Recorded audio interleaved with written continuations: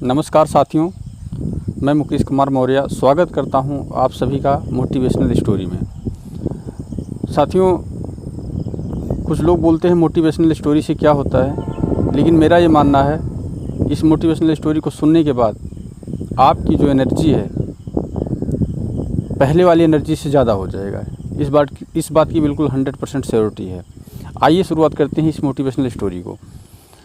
साथियों, हरीश नाम का एक लड़का था और उसे दौड़ने का बहुत शौक़ था, मेहनत भी करता था। उसने कई मैराथन दौड़ के अंदर हिस्सा लिया, लेकिन वो किसी भी मैराथन को कंप्लीट नहीं कर पाया।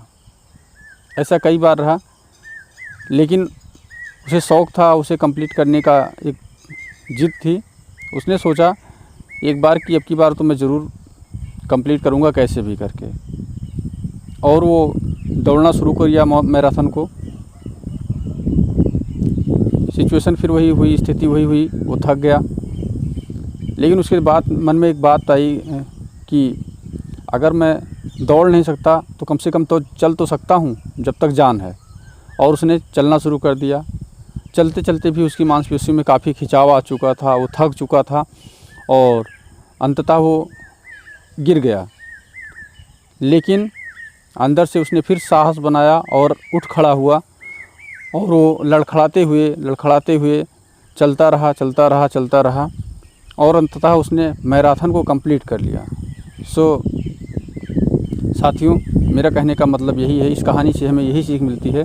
हम जिस भी काम को कर रहे हैं, अगर हमें ये लगता है कि उस काम में हम उतना नहीं कर पा रहे हैं जितना हमें कर पाना चाहिए था, या जो आपका लक्ष्य था आपको उतना नहीं मिल पा रहा है, तो कम से कम अगर आपको 100% के बजाय 50% आप कर सकते हैं। मैं तो कहता हूं अगर 50% भी नहीं, अगर आप 10% भी उस काम को लगातार कर रहे हैं तो सफलता आपको ज़रूर मिलेगी। जैसे कि एक एग्ज़ाम्पल से ले लेते हैं, मान लेते हैं कोई स्टूडेंट है और उसने टारगेट रखा है कि 24 घंटे में उसे 10 घंटे स्टडी को देना है, पढ़ाई करना है मतलब।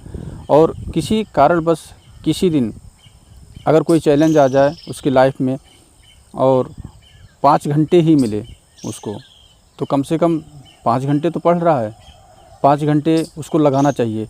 कहीं ऐसा ना हो उस चक्कर में कि 5 ही घंटे आज बचे हैं, क्यों ना हम अगले दिन से फिर इसको शुरुआत करेंगे, फिर अगले आने वाले टाइम में शुरुआत करेंगे, या जब अच्छा टाइम हो जाएगा तब शुरुआत करेंगे और 100% करेंगे। तो शायद किसी भी जीवन में कभी ऐसा कुछ नहीं आता। मेरे कहने का मतलब यही है कि अगर आपने किसी काम को ठाना है तो उस हिसाब से कीजिए, उसको लगातार करते रहिए।